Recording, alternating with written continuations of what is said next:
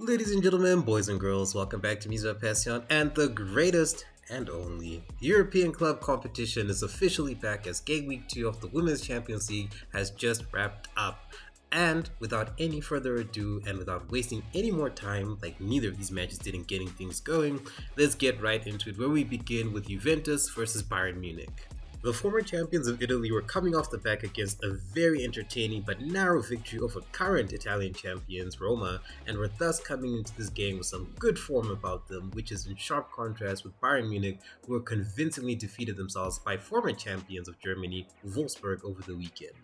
With this preamble in mind, it was setting up to be quite the encounter between these two teams, the top spot up for grabs as they had begun their European campaign with 3 points apiece. The match itself, though, did not provide too much bang for your buck, unfortunately, unless you were, of course, a Bayern fan. Both teams pretty much looked to keep each other at bay, but more so Juventus, who honestly struggled to get themselves into the game against the rampant Bavarians, who were all over the Italians from minute 1 till the very end of the 90. Bayern's assertiveness on the game yielded the worthy reward of 3 points, as goals came from Linda Dahlmann and Pernilla Harder, who takes her goal tally in Europe already to 4, and it is still early doors, but Bayern Munich are early shouts to go deep this tournament after their disappointing campaign last season, which they look to be using as fuel to motivate themselves, as has been their dominance over foreign opposition so far in this year's UWCL campaign. But again, it is early doors. Our first dose of English action comes in our next match, as on the back of shocking the world with their dominating win over champions Barcelona, Manchester City made the trip to Austria to take on St. Pölten, which on paper was a match that was expected to go one way in quite the emphatic fashion, but on the ground, things wouldn't quite turn out that way. Indeed, City did dominate this game, but at no point was that ever in doubt, as exemplified by the early goal courtesy of a golazo from Parker within the first 5 minutes of the game. The likes of Fowler, Kelly, and him made their presence known some very good opportunities that they unfortunately could not capitalize on to further extend their lead in the first half.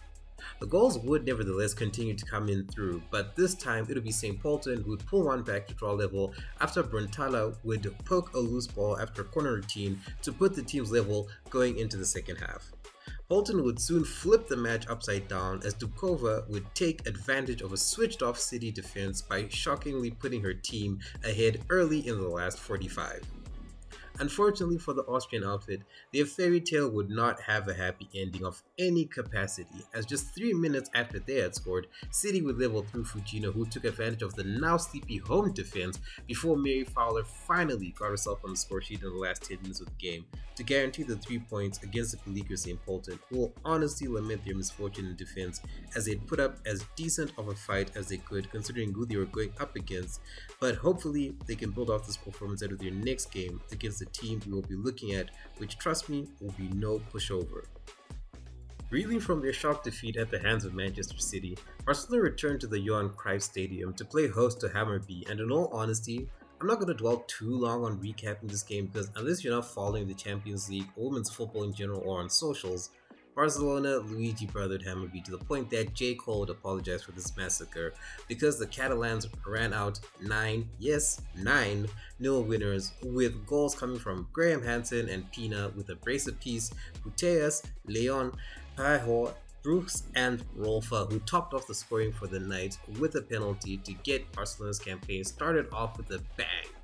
And just a quick word on Hammarby, who despite getting torn to shreds by the Catalans, essentially never gave up and kept going till the bitter end. And that was in no small part to their traveling support, who were audible throughout the evening's proceedings, never letting up for their team for even a moment.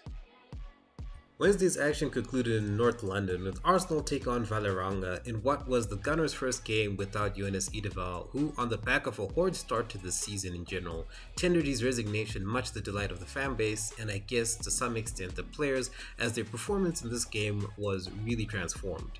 Granted, it was not the kind of pushover that was expected on paper, and even though the score did end up 4-1 in favor of the Gunners, Valerenga made them work for their victory in what was arguably the most entertaining game of the day, if not the entire match week. Arsenal were playing with a bit more zip in their step, but did show some frustrating signs of sloppiness, which I guess would be expected as they were playing without as much tactical restriction as they had gotten accustomed to in the last 3 years under Ideval. However, their newfound freedom did provide a bit of a platform for the opposition to test the host, as evidenced by Pton's goal, I hope I pronounced the name correctly, which pulled one back for Valera on the back of a first-minute goal by Emily Fox and one in the 20th minute from Caitlin Ford. Credit must go to the visitors, who took advantage of Arsenal's still very sloppy defending at different points in the game, particularly in the second half, which, if it had been for some equally sloppy finishing as well as the safe hands of Van Domsela, Valera could have come away with a major scalp.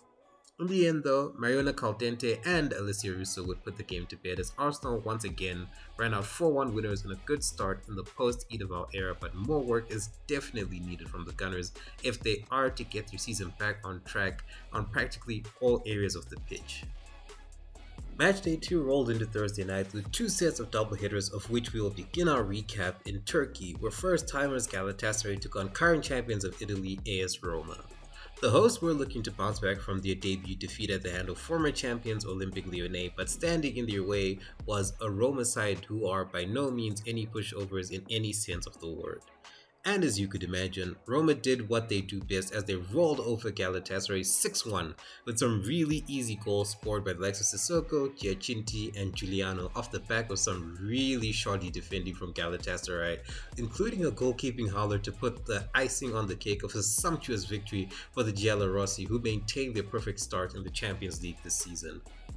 Next in the doubleheader was relative Champions League minnows Real Madrid welcoming first-timers in Celtic to sunny Madrid, and the host had a relatively easy time asserting their dominance against the Hoops, with Scotswoman Caroline Weah making good on the early sparks of practice with a star-studded strike that gave the host the lead 6 minutes into the match. As the game progressed, Madrid maintained their dominance in attack and on the ball, but Celtic, to their credit, were weathering the storm with a respectable degree of grace, but towards the final stretch, things would take a nasty turn for the visitors.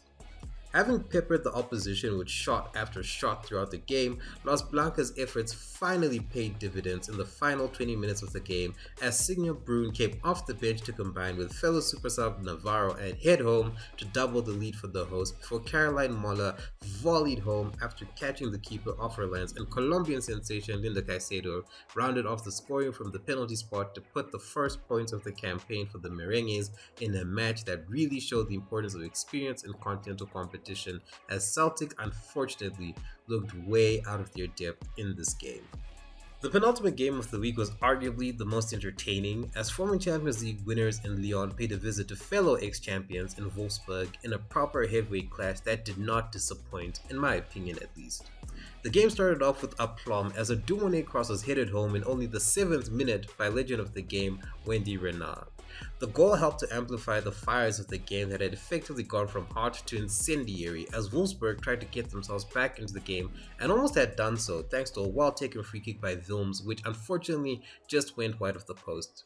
Haitian star Melchi Dumone would be at the center of the goal-scoring antics of her side again, as just 6 minutes into the second half, she won a penalty that was practically skipped into the net by Lindsay Horan to double the lead for the visitors. Despite some good attempts and even a guilt-hinged moment where they should have scored with the keeper out of the picture, albeit the defense was very staunch at the back, Wolfsburg would eventually peter out against the worthy winners of Olympique Lyonnais, who, although it is still early into the season, they look like they have gone quite up another level under the guidance of Joe Montemurro, whilst Wolfsburg continue to try to find their way back into Europe's best and brightest elite. And finally, match day number 2 of the Champions League was concluded in the Netherlands as the Dutch champions in FC Twente took on English champions Chelsea.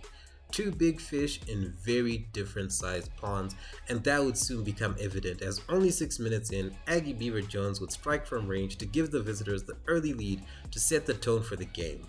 The goals from distance would continue as Maika Hamano caught the goalie off her line and obliged herself to lob the ball home to extend the lead for Chelsea. Despite fighting the increasingly insurmountable odds, Twente did present themselves with some good opportunities and did manage to test Sekira Musovic on a few occasions throughout the game.